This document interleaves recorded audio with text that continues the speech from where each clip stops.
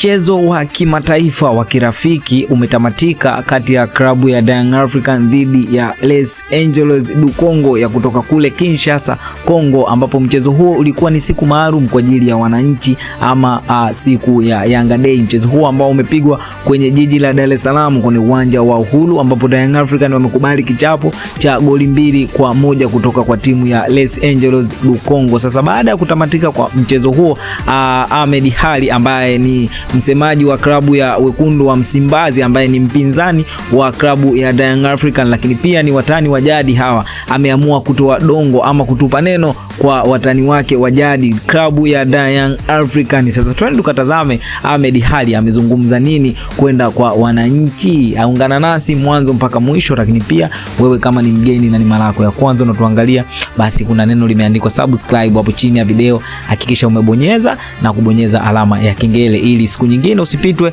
na taarifa zingine kutoka kwetu. Naam, sasa leo tunaenda kuangalia tamasha kubwa ambalo limeandaliwa na wananchi almaarufu kama Yanga Day, ambapo siku hii ilikuwa ni maalum kwa ajili ya kutambulisha baadhi ya nyota ambao wameungana na kikosi cha Young Africans kwa ajili ya kuendeleza mwendo kwenye michezo ya msimu mpya 2026 2027. Lakini kubwa kuliko ni mchezo ambao ulikuwa ni mchezo wa kimataifa, lakini pia mchezo wa kirafiki. Hii yote ni baada ya siku muhimu ya klabu ya Young Africans kucheza dhidi ya Les Angeles du Congo, ambapo mchezo huo umetamatika, ambapo klabu ya Young Africans ndiyo ilikuwa ya kwanza kupata goli kwenye kipindi cha kwanza, lakini Les Angeles wanapiga comeback ya goli 2 na kushinda kwa goli 2-1. Sasa msemaji wa klabu ya Simba Sport Club Ahmed Ally ametoa dongo, na hii yote ni baada ya Simba Sport Club naye kwenye tamasha lake alifungwa.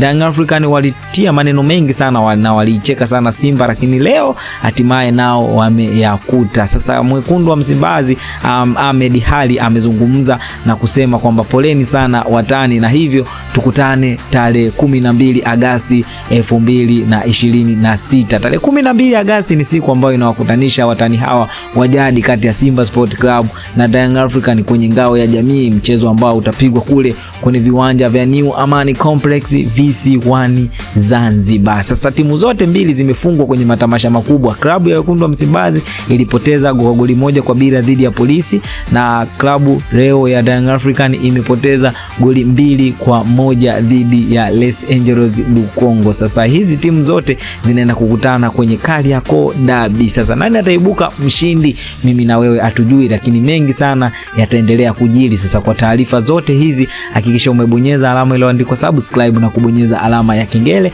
ili usipitwe na taarifa zingine kutoka kwetu. Hii ni Tubone Media na mimi ni Tubone, hadi wakati mwingine, bye bye.